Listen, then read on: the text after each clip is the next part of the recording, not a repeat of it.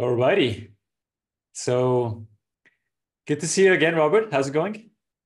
Man, it's a good day. It's Independence Day. It's 4th of July, which when we scheduled this, Yes. admi- admittedly, if I had have remembered that Thursday was the 4th of July, I might not have scheduled this so late in the afternoon. But I'm grateful to be here with Yeah. you, man.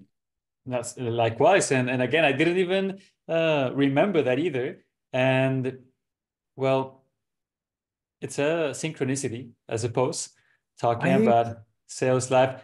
What do you think? I think it's super appropriate. So no, I just redid this whiteboard. So behind me, a lot of people have really brilliant and beautiful backdrops, and I'm envious of those. For me, I like to draw, I like to teach, and I like having my whiteboard close to me. So that's my backdrop. It doesn't say it right now, but usually right here at the top is the word freedom. It's like Mm, it's the number one thing. So I don't know how other people outside of the United States look at it, and I'm mhm. certainly, I don't know, I'm a bit of a patriot for my own country. Not Yes. not not like a crazy like um but I am 100% all about freedom. If that involves bald eagles and fireworks, then I'm here for that too. Yeah. But freedom, I think it's appropriate because we both work in a remote space. I would guess, I don't know, you tell me, but I would guess the remote lifestyle for you has something to do with freedom and Yeah. choice, 100%. right? So yeah, Yeah. I think it's good. It's a great day to have a podcast about that sort of thing. Yeah. No, 100%. Love the synchronicity. And well, I suppose for those who don't know you, and even myself, because we've only spoken a few times, Yeah. and I just wanted to, well, acknowledge you first, because even though we've only talked a few times, my perception of you is someone who is always bringing good energy, trying to give, trying to help. Even like a few months ago when I was starting to manage a sales team and I just, randomly contacted you, say, hey, like, could you maybe help me out with this or that? And you were very generous with your time. And, in hindsight, I should have probably paid you a lot of money for that because it helped us make good revenue with that project. And so I've always seen you under that light, like just trying to give help. I know that you did your, I think it was a session around like genius recovery with a few other guys in the space. And so I would like Yeah. to ask about that and where does that come from in your life, that sense of generosity and giving? Yeah. Okay. You hit me with a few different things there. So, um, I guess in part you were asking a little bit about my story and for you said for people who don't know. So we can do some of the story stuff and I can also talk about some of the generosity stuff. Yeah. It might tie together. If I try really hard, I can probably tie it together in some way, shape, or form. Um, all right, so let's go backwards. How far back do you want me to go? I'll go back as far as I feel is relevant. Yeah. Well, I think most of the people seeing this are in sales in some way or another. So I'm personally curious to know, how did you ended up in sales? Yeah, let's do that. All right. So I remember uh, as a kid, 12 years old, my dad was a corporate guy, and my mom wanted me to have somebody outside of school as a mentor. So she hired a trainer to work with me in the evenings on basketball. And this guy, he was 10 years ahead of me, 10 years older than me. So he would have been in his early 20s when we met. Steve Cobb was his name. We used to talk about our goals, and even at 22, he was like a successful trainer. He had a nice Rolex, and I grew up in an area of it was a retirement community. So I was around money and I saw all kinds of different things. I also was a step kid. So this was my stepfather who brought me into that world. Before that, like well before I was too little to remember. That was how I was raised. Yeah. Um, but like my biological father is still a part of my life. My stepfather treated me as his own son. And I had an exposure of sort of a rich dad, poor dad, like a very real Um, exposure of a rich dad, poor dad. So I had Interesting. two perspectives. And then I had this mentor at 12 who 10 years ahead of me, he taught me a lot of good things and he also taught me a lot of bad things. Arguably, mom could have picked a better mentor. He ended Mhm. up, I don't intend to laugh here, but he ended up teaching me about drugs and he taught me about women and not in a good way. Um, in fact, if we want to go super deep, and I have to be cautious because I have kids in the house, but um, there were very narcissistic tendencies that I think I was exposed to and developed, and there was manipulation tendencies around me that I think became subconsciously a part of my identity as a result of this upbringing. Mm. So fast forward, he's in fitness, he's training me in fitness. I am pushing to be in fitness. It's all I had ever known. Uh, 16 years old. So at this point, 4 years into this, 16 years Yes. old, I'm standing there, a degenerate child on a curb, and a guy pulls up in a red Ferrari. The way he walked around, there's a valet stand here. The way he walked around his car, he was walking directly toward me. And I just felt compelled to ask, hey, man, how do I get a car like that? And this guy's like, he laughs and he's like, you got to move away from here, kid. And I was like, what do you mean? Like Mm. everybody here has money. And he's like, no, no, no, no, no. These people made their money elsewhere. They're retired now.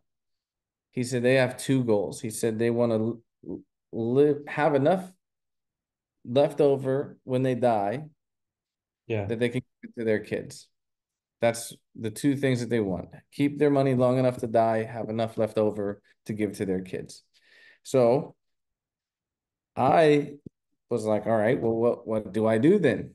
And he's like, move to a city and get your hand in on as many transactions as you can. And I'm like, all right, done deal. I Hmm. don't know what that means, but Yeah. I'm in. He walked away. I never saw him again. I have no idea who he is. Like, truthfully, if I wanted to, there weren't that many red Ferraris in that area Hmm. at the time. I could probably find somebody who could get me the records of that, Mm. but I've never bothered to look. Uh, in exchange for that lesson, I've pursued it. Like literally everything that I've done has been based on a 30-second long conversation with a complete stranger. Um, so at 18, graduated high school. I went to North Carolina for a brief stint and then ended up in Atlanta, Georgia, where I had family. It was a big city, and I Yeah. thought I can go there and I can get some transactions. Yeah. As many Feel as you like can. as many as I can. Yeah. So I walked into the day I arrived in Atlanta.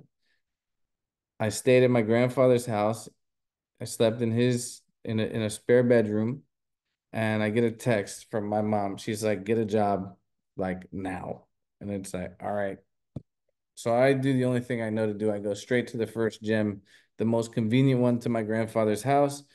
I walk in. This guy, Bill Hensley, great dude. Excuse me, great dude, hires me on the spot to be the front desk manager for 750 an hour. Okay. I was told your job is stand behind the desk and make sure these people's memberships are up to date when they scan their barcode. Cool. No problem. That's an easy job. Yeah. So I did that for months, except the only problem was I couldn't do the job. Part of it was stand behind the desk, and I couldn't stand behind the desk. I was always out, I was on the floor, I was talking to people, and then I would get yelled at because people would come scan in, Hmm. teenagers would pass the front desk. they're basically stealing time from the gym. That was my job. So this is Yeah. funny, and I'll wind this. I'll tie it all together. But in the middle of the day, your morning rush is gone and your evening rush hasn't got there. So gyms are very lonely places. I Hmm. had no one to talk to, but there was an office chair. So I found myself spinning in this office chair, just spinning in circles, nobody else in the gym, just bored out of my mind. I could have probably cleaned something but no, I was spinning. And I hear a whistle from the back of the gym where the owner, the general manager, and the assistant manager were watching me on the security camera. And it was like, oh, uh-oh, like caught. Owner calls me back, Yeah. showed me footage of me spinning in this office chair. And the owner, Bob, a guy named Bob Langley, he's like, "What do I do with you?" And I was like, "I don't know, man. Like, I'm really sorry." And he's like, "Dude, you leave me no choice. Like, you can't keep your job." And like the way he said it was like, "No, like you're firing me." And he's like, "I have two options. Either I fire you or I find out a way to use your energy." And he said, "What do you think about moving to sales?" And Ah, okay. I was like, "Please don't fire me." Yeah. Please. And he was like, fine. He tells Brian, the assistant manager, take him, train him on the presentation binder. The very next walk in is his. And that's how I got into sales. It was a pivotal moments, little pieces, pivotal moments the whole time leading up to this. So I'll pause. That story can Yeah. keep, but Yeah. No, for sure. And it started from, well, the curiosity of you approaching the guy in the Ferrari, right? Because most people, even if that thought goes through their mind, they don't actually ask, right? yeah. Do you know Darren Jones? Rings a bell. Who is he? I think he interacts with Michael's group a little bit. I've Hmm. seen him in Undeniable Closer a little bit. He's a young kid, but he lives near to me. And we went on a short road trip. I helped Hmm. him get placed with roofing.com. On the Nice. way on the way back, we stopped in at I think we were stopping at a Starbucks because I was tired driving and there was a Lamborghini in the parking lot. And I had just Hmm. told him that story. Yeah. And he was like, "Man, I think I should go ask that guy." And I was like, "Say less." Pulled over, parked, Hmm. and I waited in the car while he went and talked to the guy with the Lamborghini. Like, yeah, there's that courage. Sometimes you need to step into it doesn't have to be go talk to the guy with the supercar, but sometimes it's talk to the guy who maybe could mentor you. Talk to somebody who has achieved something you haven't. Like there's a lot of cool stuff that can happen when you step just like a tiny bit outside of your comfort zone. Yeah, yeah, no, 100%. And so when you started that first job at the gym and you moved on, you moved into the sales department, Yeah. what did you learn there about success in sales? Because I imagine that that first gig wasn't a piece of cake. Maybe I'm wrong. It wasn't actually. We had 8 gyms, 8 different gyms underneath the umbrella. I was dead last in sales Yeah. for I don't know, like 4 or 6 months. Like, I mean, dead last. Like, there was not even any arguing. Like, maybe he wasn't last. No, all the way at the bottom, inarguably dead last. Um, so interesting. Bob Langley was the president of a company called Results Through Motivation. He was he owned the gym as a hobby. Mm. Results Through Motivation was a giant company. It was the largest restaurant franchise in the United States. So I believe they had 1,500 locations of fast Yeah. food restaurants, Arby's and Mrs. Winners. Um, he gave me a book called The Go-Getter. It's like Hmm. 45-minute read. You can download it for free. It's amazing. Yeah. So he gave me that. That was insert mentor number two. He showed me what it was like to have a boss who would drag me up, who would drag me kicking and screaming out of my comfort zone and challenge me to be better. Yeah. Yeah, this is funny. A long-haired dude who's kind of like he meandered through the gym, like he literally walked like this. And I talked to everyone. So I again talked to him, Mhm. like who are you? What's your story? Got made a little bit of friendship with him. Turns out he's this marketing guru. Well, I found out he's a marketing guru. I shared with him some thoughts I had in my head, and he's like, "You're pretty good at this stuff. Like, you got a mind for this. Why don't you Mhm. come with me to this marketing event?" And I was like, "Okay." Yeah. So it was a pitch fest. It was a guy, Matt Basak, had an event. This guy, Matt Basak, used to be one of the like OG, he's still an OG, all-time old great dudes. He used to supposedly did between 20 and 40 million a year doing email marketing. Mm. Like a monster guy.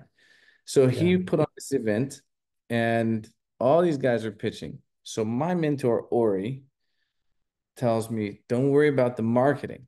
Pay attention to the way they sell from stage. Mm. So I'm there, I'm paying attention to that, but I can't help but hear all the marketing. I'm bought in. Like I gotta know everything. So on the way home from that, I told him, I was like, hey man, I really would like you to take me under your wing. Like, what do I have to do for you to mentor me? And he Yeah. said, he handed me, I guess he had this like in his cup holder. He handed me a thumb drive that he intended to give me as a gift. And he said, listen to this 3 times without question and Mm. implement everything you learn. And I'll think about it. And that was it. Like he meant it too. Like listen 3 times and do everything. Um, I did. For the next 30 days, I listened to it 3 times. I took notes, notes, notes, notes, and Yeah. then I went into the gym and I applied everything I learned on every single conversation. In 30 days, I took the number one spot out of all 8 of those gyms. So it wasn't my personality, it wasn't me. Mm. It was literally a skill. I was just missing pieces. He gave me Yeah. an audio book. The most important thing that I think he taught me was that I could take any information and choose to implement it, like really, really implement it, and I could get a result from it. Mhm. Yeah. And in terms of implementation, what was the main takeaway from those things you were studying that allowed you to get to the number one spot? What was the number one stuff? So this would have been really basic sales stuff. It was Chet Holmes. It was a Chet Holmes audiobook. I Yeah. don't remember if it was the Ultimate Sales Machine or like in my head, it sounds like how to be a sales superstar, but I've gone back and I cannot find an audiobook by Chet Holmes that's titled like that. I can't. Um, but I'll tell you one thing that I remember very specifically from the book. Chet Holmes was a karate guy. Yeah. I believe he competed in karate competitions. And he said, nobody fears the man who practices 1,000 punches one time. Yeah. Everyone fears the man who practices one punch 1,000 times. Hmm. So you pick little things and you practice and you practice and you practice and you practice until you've owned it. And like even now, having built a bunch of sales teams and training other sales people, like that still carries over to this day where uh, if we're training on a script or on a sales process, we'll take that first piece of the process And people, your sales team will always say, like, yeah, I got it. Cool. Did you set proper expectations for the call? Oh, yeah, I did it. Then you listen and it's like, that's not what we practiced. Yeah. So, so you go back and you practice setting expectations, setting expectations, setting expectations. You role play, you role play, you role play until it becomes second nature. Mhm. So, yeah, that would be one thing. That's one thing Yeah. I very, very specifically remember. Yeah. No, makes sense. It's kind of like Bruce Lee mastering the fundamentals, just focusing on what actually works versus being scatterbrained and trying a bunch of different things without actually going deep. And how do you see that showing up now in the work you do with remote rep, with talking to different salespeople and managing teams? Is it something that people struggle with? Is it something that people get? Like, what's your experience there? Um, I don't, that specific thing, practicing one thing repeatedly, I would say, well, let me put it this way. When you build sales teams, what happens really is you're not just building the sales team, you're actually interacting with all of the departments of the organization. So you're going to touch marketing because sales usually comes after marketing.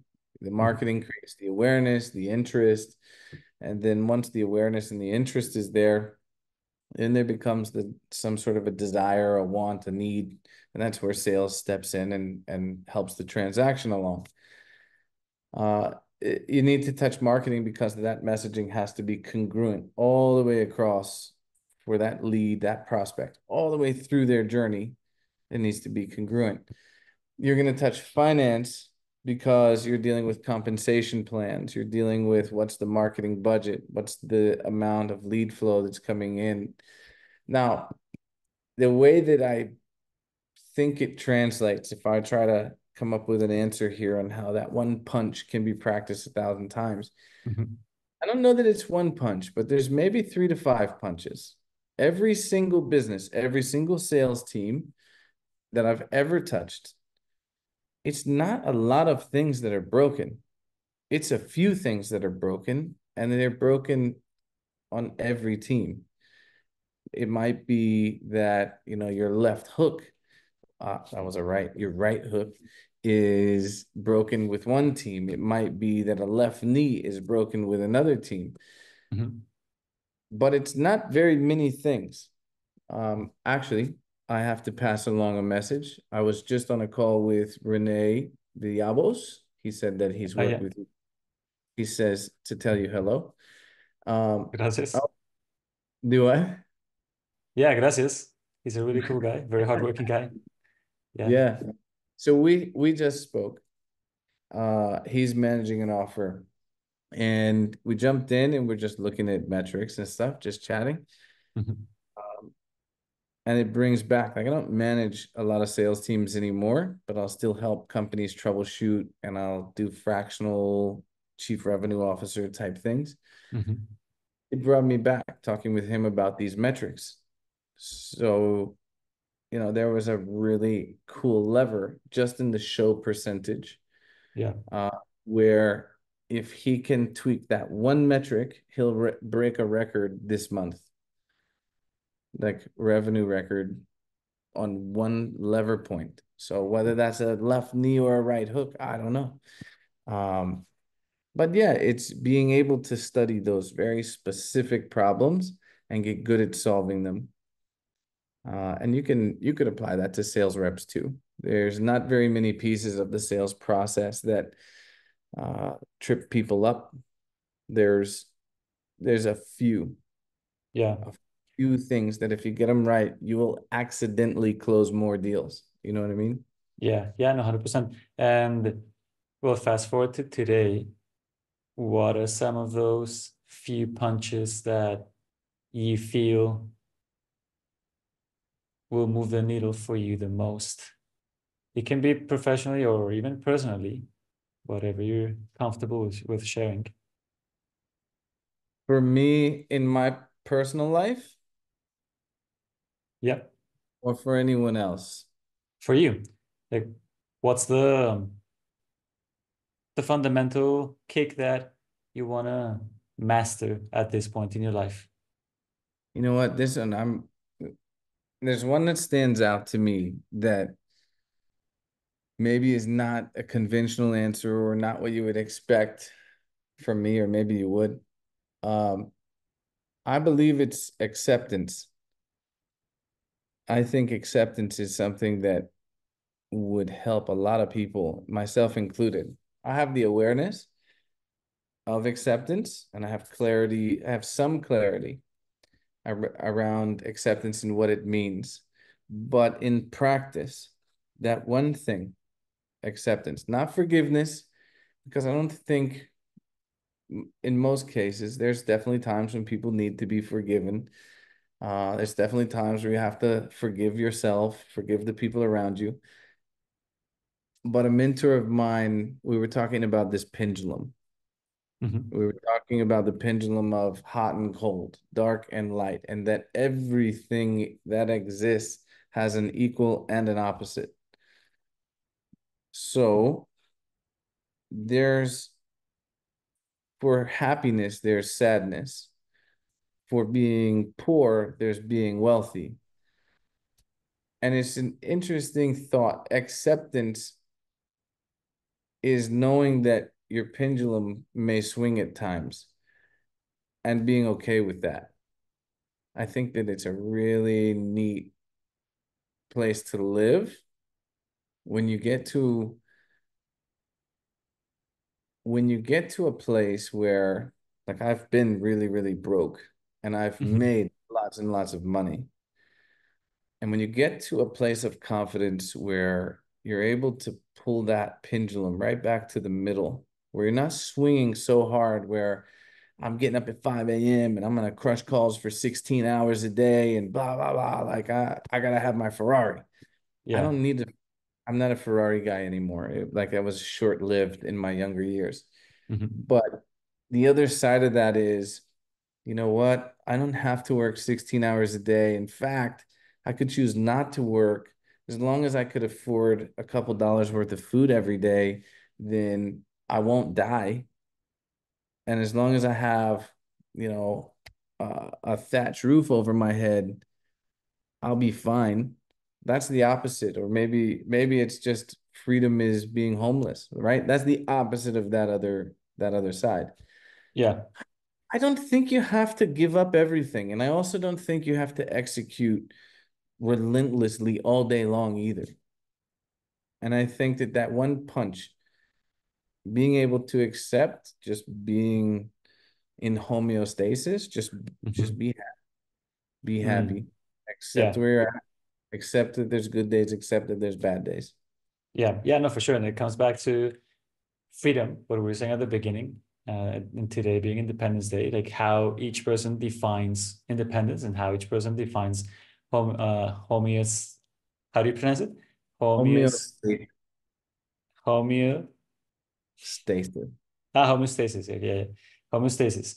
And it reminds me as well, because I studied with Buddhist monks. I trained in meditation with them. Yeah. And yeah, and something that they used to say was that, I mean, it's part of their character traits and what they develop, like that sense of equanimity and acceptance and letting go. And it has an impact on their mind. Like when they meditate, it becomes easier to just let go of the distractions and kind of focus deeper Yeah. on the meditation.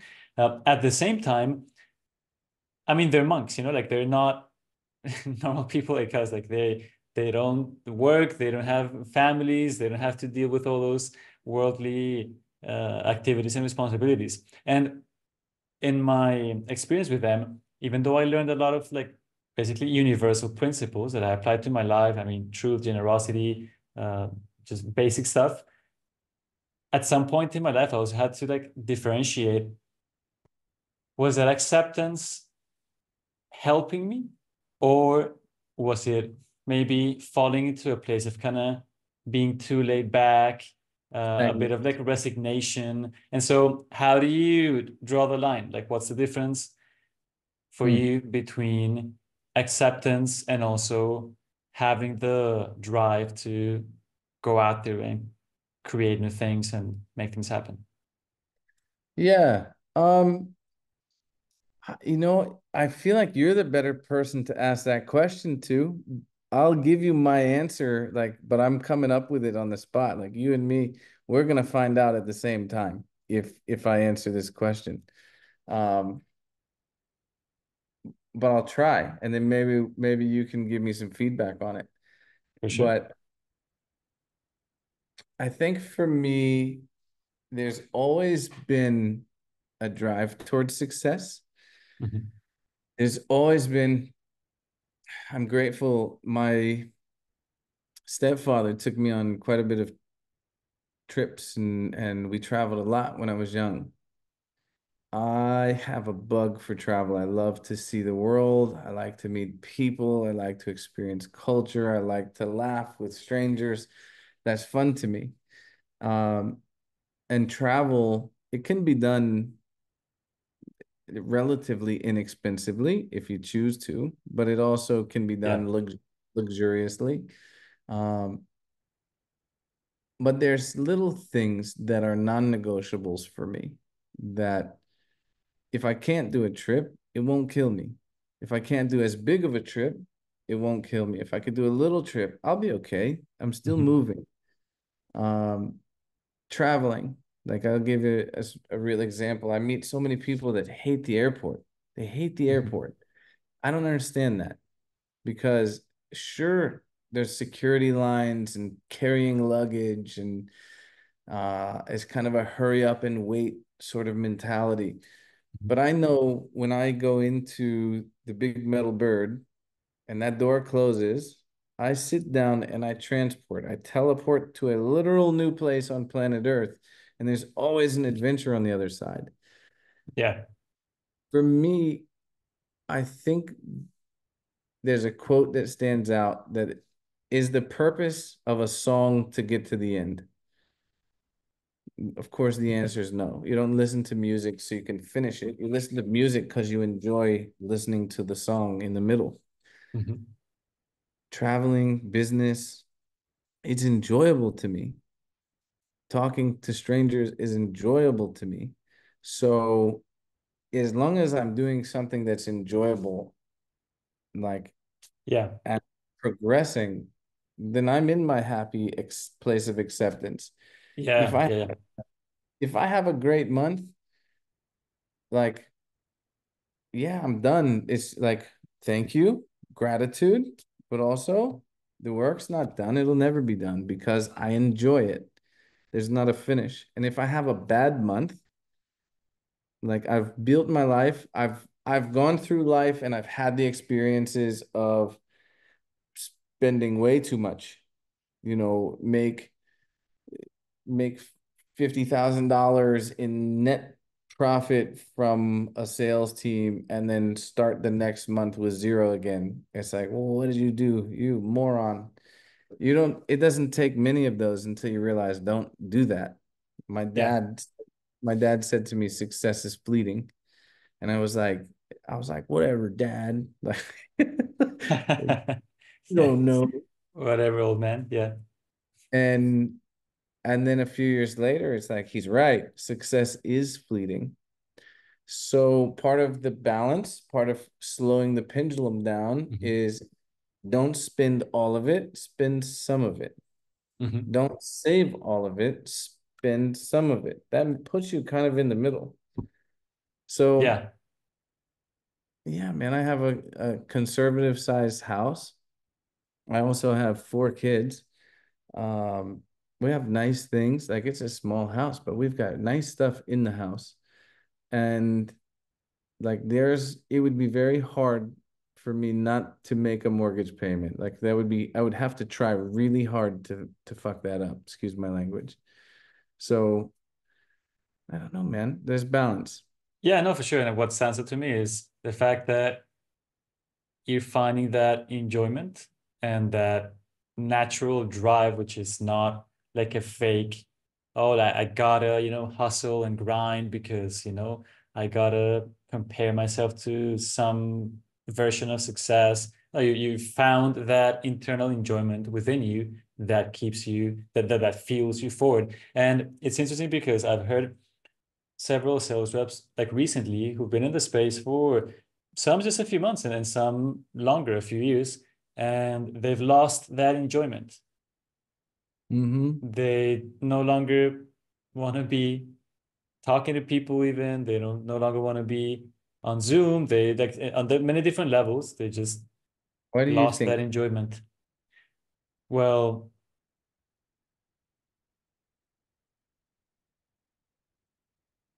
if happy to answer that before I do. I wanted to catch your perspective, Robert. You on that particular thing? What would you say to some of those sales reps who have lost that sense of enjoyment? Somebody said to me one time, there's no such thing as lazy people, there's only uninspired people. Um, the same person who said that to me, let's go back to my story for just a second. I tried everything I could to get out of sales. When I was selling gym memberships, I got into personal training. I got to a point selling personal training where companies would call me and ask me to come in to build out their personal training departments. That was my first soiree in managing sales teams, was actually in personal training departments. Mm. Um, I tried to learn how to build webs. I did. I learned how to build websites. I tried to sell websites. I took on a director of marketing role somewhere in between there for an automotive shop or a chain of automotive shops. Um, I I studied SEO and Facebook ads. I had a supplement company. There's a supplement called Focus Max. I literally slowed down and formulated my own ADD supplement because I didn't want to take Adderall. Yeah. Um, Okay. I did everything I could to get out of sales. Another mentor introduced me to this sales trainer. The guy's name was Gulliver Giles. He's based out of Australia. Most Mm. people in our space will never have heard of him, but he's the OG high ticket sales trainer. Like he's one of the greats that you'll never have heard of. Yeah. So I got an invitation to go to Scottsdale, Arizona. I told this guy, if you're ever in the United States, you have my word, I'll come see you. Like 3 months later, flat broke, this dude calls me up and he's like, Robert, I'm gonna be in Scottsdale, Arizona. And I was like, Mhm. I probably gave this man my word.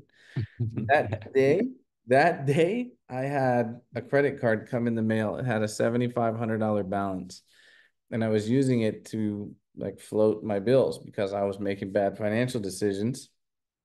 So I paid him, I think $2,500 for a 3 day experience, a three day event. I paid for the flight, I paid for the hotel. And then I actually had to ask my mom if I could borrow money so that I would have enough money to pay for food while I was there. Oh man.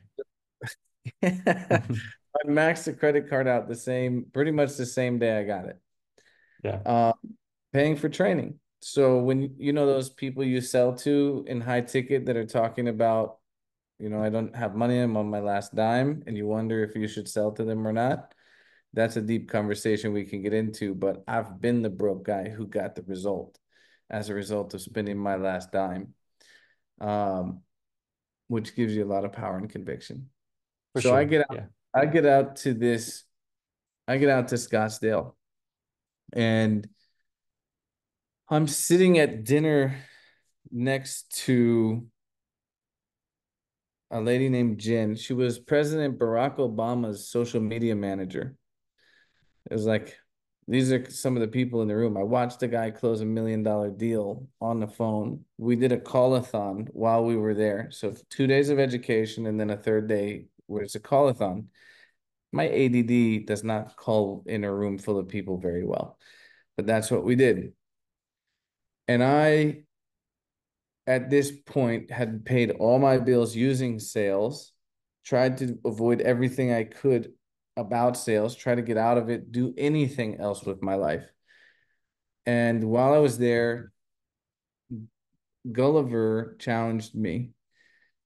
I'm trying to remember the exact like how it happened, but he said that sales is not what most people treat it to be. Sales is love and respect. He said sales is loving the person across from you enough to hold them accountable for the things that they say they want and need, and having enough respect for yourself and for them to make sure that truth remains in the conversation the entirety of the conversation or however it finished.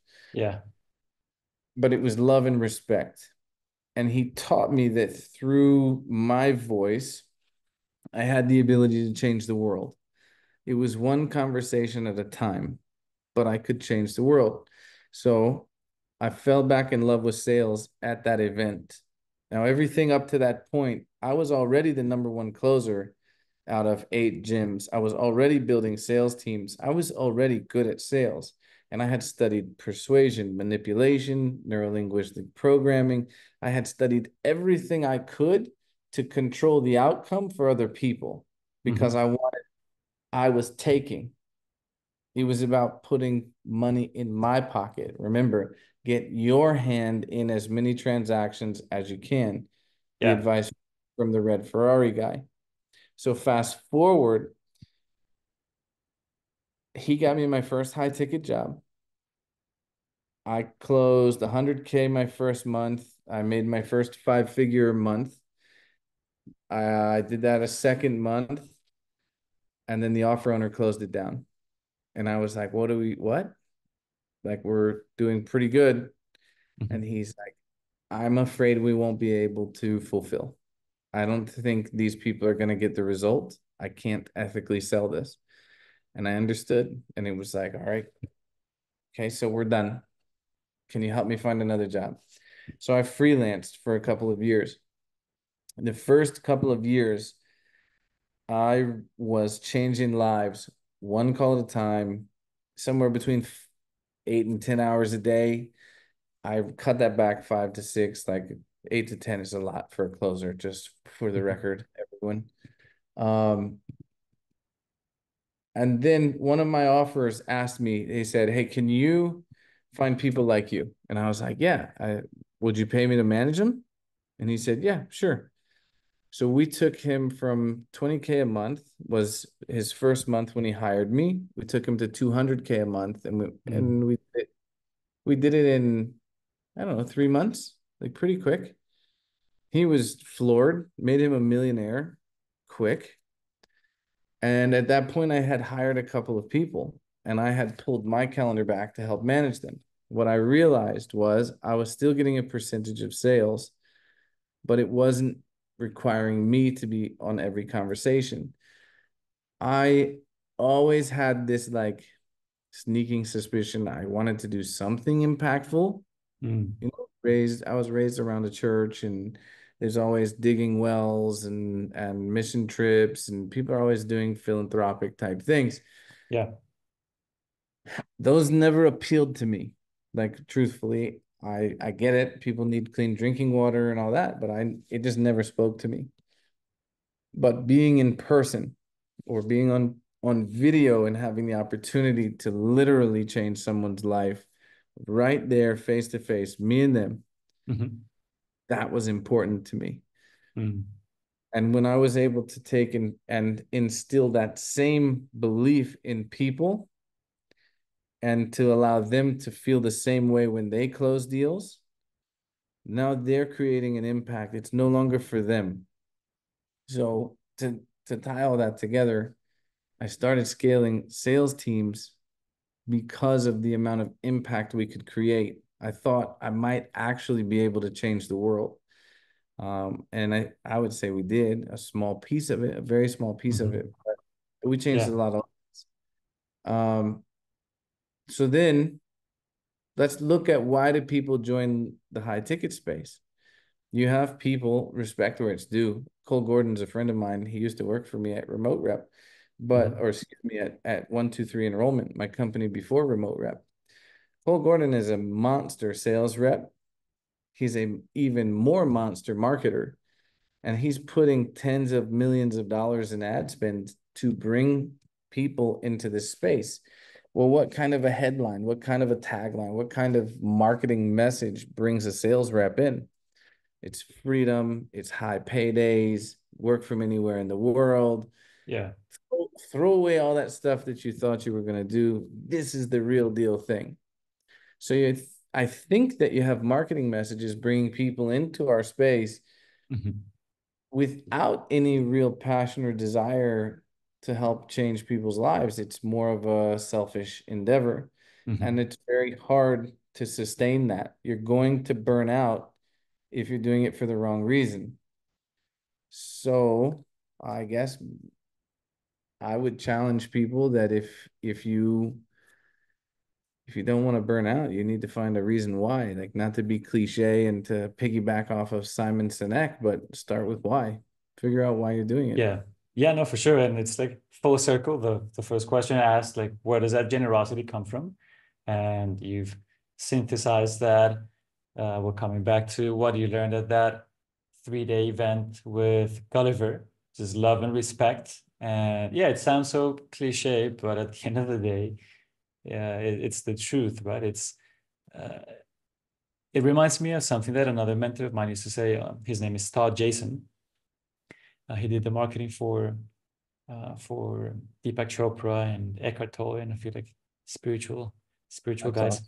And yeah, and he started his career in sales, selling like mortgage repay or debt repair services at a time in his life when he had declared bankruptcy.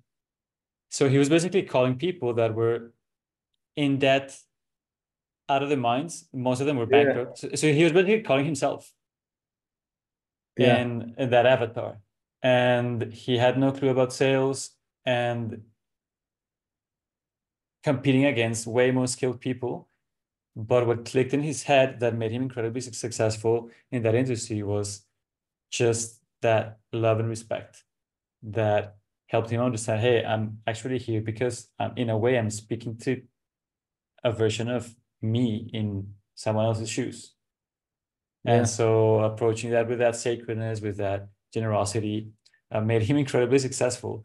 And and so to wrap it up, because I also have a hard stop in 9 minutes, what are, I guess, some of the daily habits or the small kind of little practices or routines or rituals that help you stay in that frequency of love and respect? Hmm. So truthfully, like on my whiteboard behind me, you'll see 90 days. There's a 90-day commitment there that's been Mhm. there for about a year and a half. I don't think Yeah. I've ever I don't think I've ever made it more than 3 or 4 days committing to that. Um, it says ice water first thing in the morning, no phone in the AM, review my weekly intentions, 30-minute stretch and cardio, 10-minute silence and meditation. Now, I've done all of those things. This goes back to acceptance, though. I sometimes like to work late at night. If I'm on a tear, I'm in a flow state, I won't go to bed until 2 or 3 in the morning. Yeah. Other times, I'll go to bed at 8:30 and get up at 5, and I'll be really Mhm. intentional about my mornings. Yeah. I'm sure that there's some merit to having consistency in those routines, but for me, I'm not phenomenal all the time at those routines. And I used to be so mad at myself because I didn't have a routine and I wanted to be more structured. And again, with acceptance, there comes a responsibility. I'll reframe this. Let me give you a frame that that helps me in a lot of cases. Mhm. I had a mentor say to me, well, he said, let's reframe this for you. Do you believe that you respect yourself? Do you believe that having a routine is respect? Do you respect yourself? And it was like, yeah, of course I respect myself. And he said, okay, then do you believe that someone talking down to you is respectful? And he was like, no. Like, would you let anyone talk down to you? No. Okay. So then I would suggest you demand respect from yourself. Stop talking to yourself poorly. Mhm. If this is important to you, respect it. If it's not important to you for one day, then respect it, but don't bully yourself. Mhm. So for me, I've never had consistent routines like that. They start to become more important to me, but honestly, it's the thing that drives me is that I have the ability to change someone's life Mhm. every single day.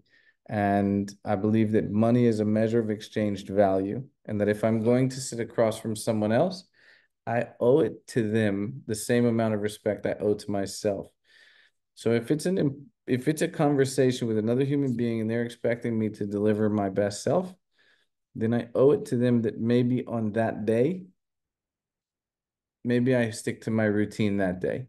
Maybe I show up for them same way I would show up for myself.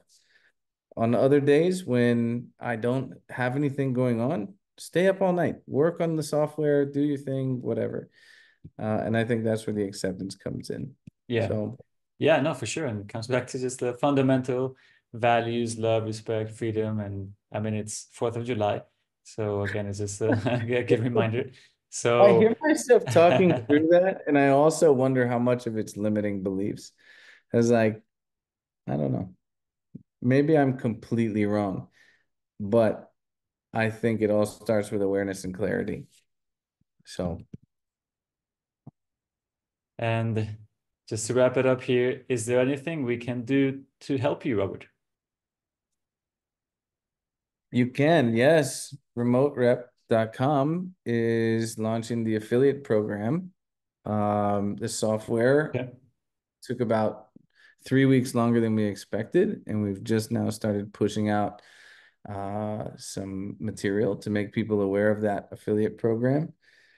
Um, so yeah, if you're not aware of what it is, it's easy to find, remoterep.com. I would love to have people see what it's about. And I certainly don't want to turn this into any sort of a pitch thing, but that is the one thing that would help me the most right now. Okay, awesome. So the affiliate program with Remote Rep that essentially connects reps and companies, correct? Yeah, it's 100% free for salespeople. And it's my I'm going to tell you the why really quickly. Mhm.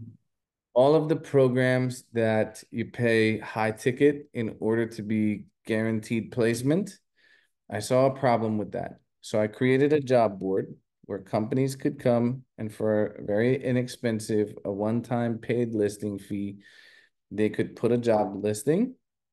It asked questions of the company and the job, and it asks questions of the sales rep. It takes the Mhm. answers, and then it makes a match based on those. So it will tell you what Yeah, percentage likelihood you are to succeed inside of that role. And it's done at a very inexpensive place as a contradiction to a lot of the guaranteed placement stuff that's out there. yeah, So yeah. help, No, for sure. It's a help me. I'm trying to fight those guys and turn the industry back, to a good yeah. good have homeostasis, right? Yeah, yeah, I love that. So remote rep, hit up Robert, either if you're looking for a company to sell for, or if you want to help out as an affiliate, hit him up. And anyways, Robert, again, I appreciate your time and happy 4th of July. Thank you very much, my friend. I appreciate you having me on here. All right, brother. Love and respect.